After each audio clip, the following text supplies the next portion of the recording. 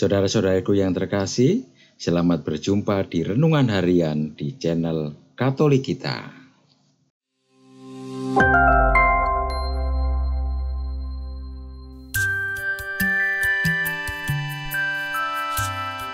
Hari ini, Sabtu, 10 Agustus 2024, Pesta Santo Laurentius, Diakon dan Martir. Bacaan pertama.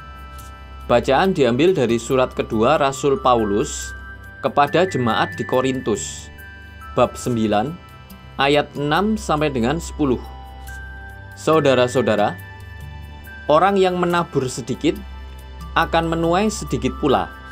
Sebaliknya, orang yang menabur banyak akan menuai banyak pula. Hendaklah masing-masing memberi menurut kerelaan hatinya, jangan dengan sedih atau terpaksa. Sebab Allah mengasihi orang yang memberi dengan sukacita. Dan Allah sanggup melimpahkan segala kasih karunia kepada kamu, supaya kamu senantiasa berkecukupan di dalam segala sesuatu, malah berkelebihan di dalam berbagai kebajikan. Seperti ada tertulis, Ia murah hati, orang miskin diberinya derma, kebenarannya tetap untuk selama-lamanya. Dia yang menyediakan benih bagi penabur dan roti untuk dimakan. Dia jugalah yang akan menyediakan benih bagi kamu. Dialah yang akan melipat gandakannya dan menumbuhkan buah-buah kebenaranmu. Demikianlah sabda Tuhan. Syukur kepada Allah. Bacaan diambil dari Injil Yohanes, bab 12, ayat 24 sampai dengan ayat 26. Menjelang akhir hidupnya, Yesus berkata kepada murid-muridnya, "Sesungguhnya aku berkata kepadamu, jika biji gandum tidak jatuh ke dalam tanah dan mati, ia tetap satu biji saja. Namun jika ia mati, ia akan menghasilkan banyak buah. Siapa yang mencintai nyawanya, ia akan kehilangan nyawanya. Tetapi siapa yang membenci nyawanya di dunia ini, ia akan memeliharanya untuk hidup yang kekal.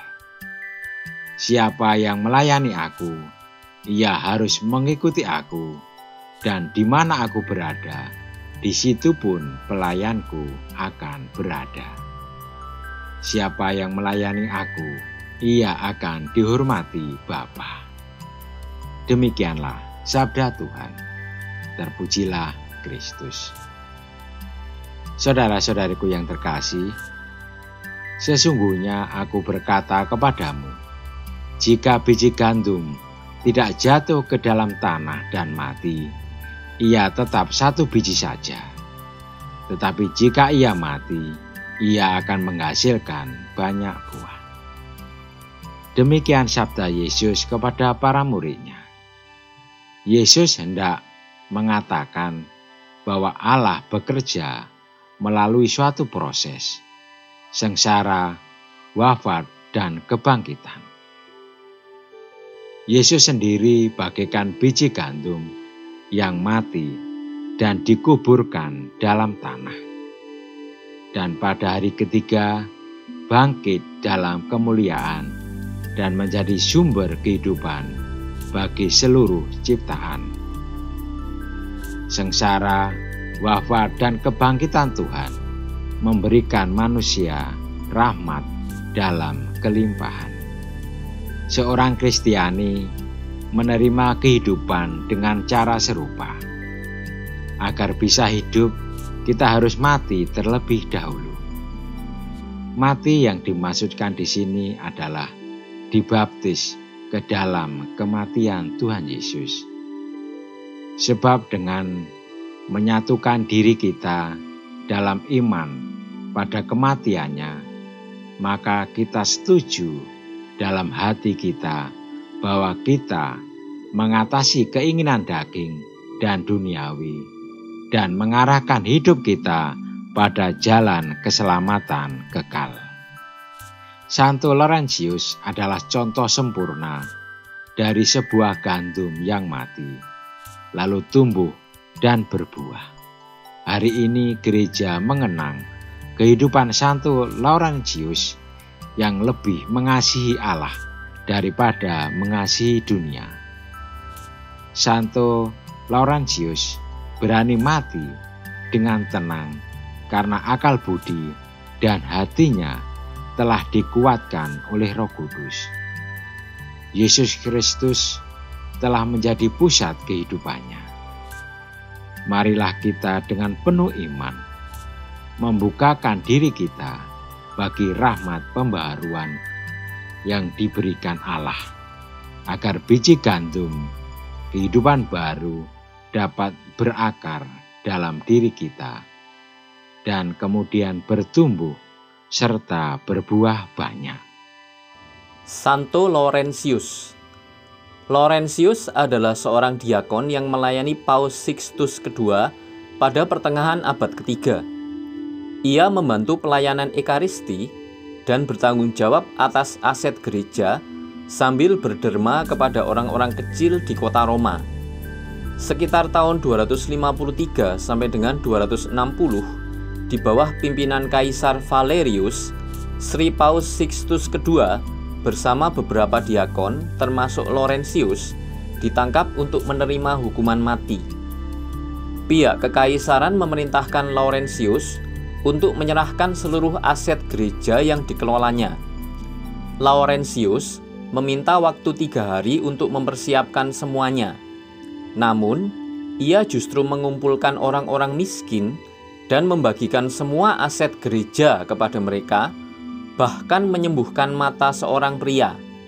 Lalu ia memimpin mereka ke hadapan pemimpin kota dan mengatakan bahwa aset-aset gereja adalah orang-orang kecil yang ia bawa. Jika pihak kekaisaran menghendaki seluruh aset gereja, maka mereka harus menjaga orang-orang kecil itu. Aksi ini dilihat sebagai sebuah penghinaan terhadap kekaisaran. Laurentius menjadi diakon terakhir dari 7 diakon yang dihukum mati. Ia dipanggang pada sebuah terali besi. Banyak di antara mereka yang hadir kagum akan ketabahannya dan berbalik kepada Kristus. Beberapa orang meminta tubuhnya yang telah hangus untuk dikuburkan di Ciriaca dalam kampus Verano di Via Tiburtina. Pada zaman Kaisar Konstantinus Agung, di atas makamnya didirikan sebuah gereja untuk menghormatinya. Banyak orang berdoa dengan perantaraannya agar memperoleh karunia cinta kasih kepada sesama dan kesetiaan kepada Kristus. Walaupun tubuhnya terbakar pada api yang membara, tetapi api cinta Tuhan jauh lebih berkobar-kobar di dalam hatinya dan membuatnya tidak lagi menghiraukan rasa sakit yang dideritanya. Gereja Katolik merayakan peringatan Santo Laurentius setiap tanggal 10 Agustus. Refleksi. Yesus, tolonglah aku untuk mengasihi semua anggota keluargaku setiap hari, sehingga aku dapat mengasihi keluargamu, yaitu gereja. Kutipan dari Santo Laurentius. Ditulis oleh Frater Daniel Seti Halitolang Okarm. Marilah kita berdoa. Bapa Surgawi, semoga kami mengasihi Yesus Kristus dengan sungguh-sungguh dan melaksanakan apa saja yang diajarkannya kepada kami. Amin. Saudara-saudaraku yang terkasih, terima kasih atas kebersamaannya di dalam renungan harian ini. Kita akan berjumpa kembali di renungan harian berikutnya. Berkah dalam.